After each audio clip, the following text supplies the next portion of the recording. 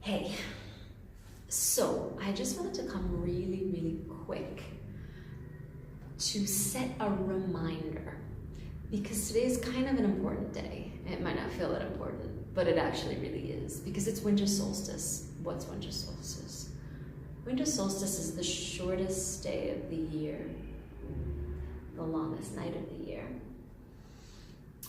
and a moment which is used in a lot of different traditions as a support for change.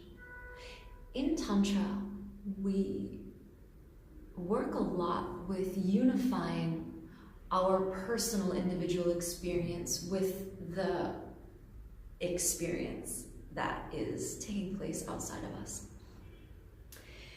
Solstices are a really strong opportunity to do this.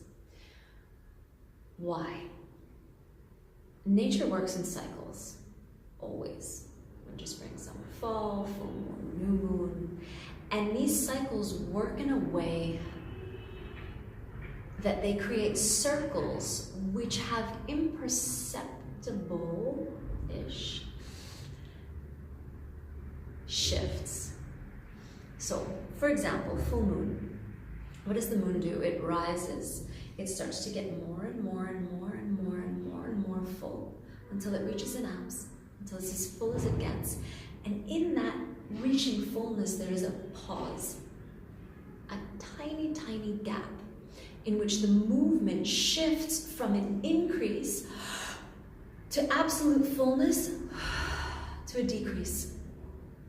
It happens with our breath, it happens with the sun, it happens with the moon, it happens with everything.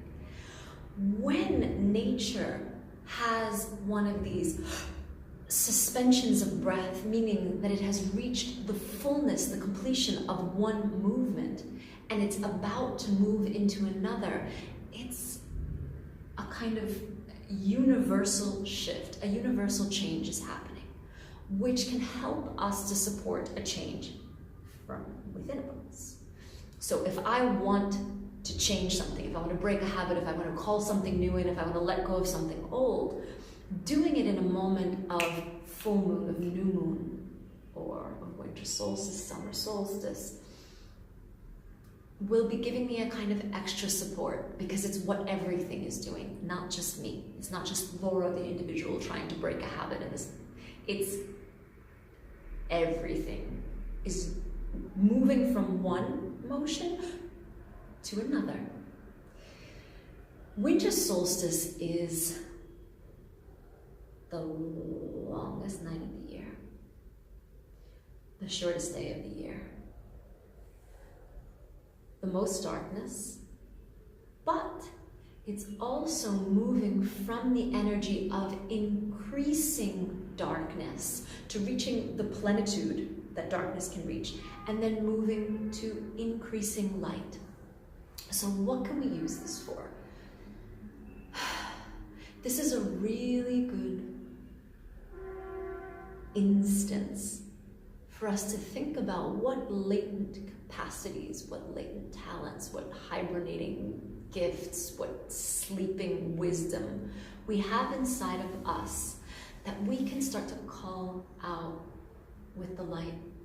As the light increases, what would we like to have increase in us? And we have the whole winter, cold, dark season to allow this new arising force to be nurtured, to be given strength, to be fed.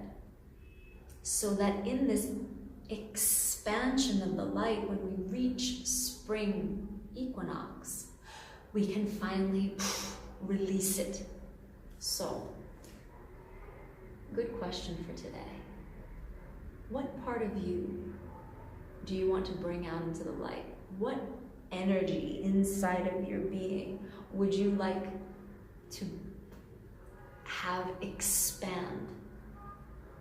What force inside yourself can you call out and begin to nurture in these cold, dark winter months that you are going to be able to expand and set free in the spring and summer. Make a list, do an invocation, dance naked around a fire, whatever witchy thing you feel moves you and you would like. You have my full support in that. Don't just let this pass by. Do something with it. Take advantage of this shift that's happening anyway to call out the shift that you want to happen in you. Good luck.